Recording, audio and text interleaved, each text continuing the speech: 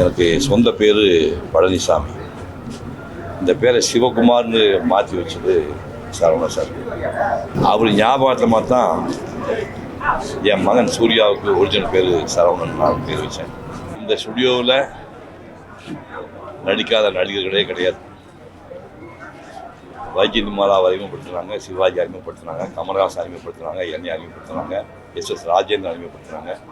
இப்படி ஆரம்பித்து இதில் நடிக்காத ரஜினி கமல் உட்பட இது நடிக்காத நடிகர்களே கிடையாது. மியூசிக் டைரக்டர் எடுத்துட்டிங்கன்னா சுதர்சனில் ஆரம்பித்து KP Mahadevan, MS Viswanathan, Ilaiyaraaja, AR Rahman அப்படின்னு இசையமைப்பாளர் எல்லாருமே இதில் வேலை பார்த்துருக்காங்க. டைரக்டரில் வந்து கேஎஸ் கோபாலன் சொந்தமாக ஸ்டுடியோ வச்சுருந்தாலும் அவருக்கு ஜாஸ்தி பண்ணல. ஏபி நாகராஜ் சொந்த படம் அவர் பண்ணல. ஸ்ரீதர் இவங்க தவிர பாரதிராஜா, பாக்யராஜ் உள்பட அத்தனை டைரக்டர்களும் இங்கே வேலை பார்த்துருக்காங்க. டைரக்டர்கள் சரி, நடிகர்கள் சரி, மியூசிக் டைரக்டர் சரி, எல்லாரும் வேலை பார்த்த ஒரு இடம் வந்து இந்த நிறுவனத்தில் தான் 1965 என்னை அறிமுகப்படுத்தினாங்க. எனக்கு சொந்த பேர் பழனிசாமி.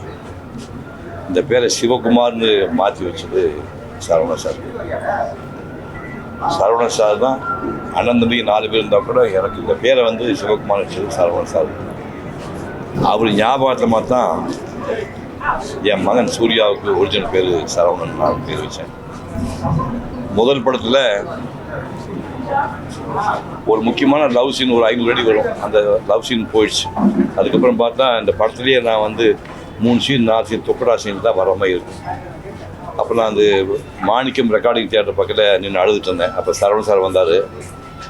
சாரி சிவகுமார், இந்த கூட நடித்த பொண்ணுக்கு உங்களுக்கு மேட்ச் ஆகலை, அது கொஞ்சம் சீரியமாக தெரிஞ்சு சொல்லிட்டு அப்பச்சி உங்கள் சீனை வெட்டிட்டாங்க. 500 அடி சீன் அதான் படத்தை மெயின் சீன், அதை தூக்கிட்டாங்க. அப்போ நான் இந்த ஓட்டல் அழுதுட்டு இருக்கும்போது சரவணன் சார் கூப்பிட்டு சீக்கிரமே உங்களுக்கு மிகப்பெரிய வேஷம் கொடுப்போம், நீங்கள் தைரியமாக இருங்க அப்படின்னாரு.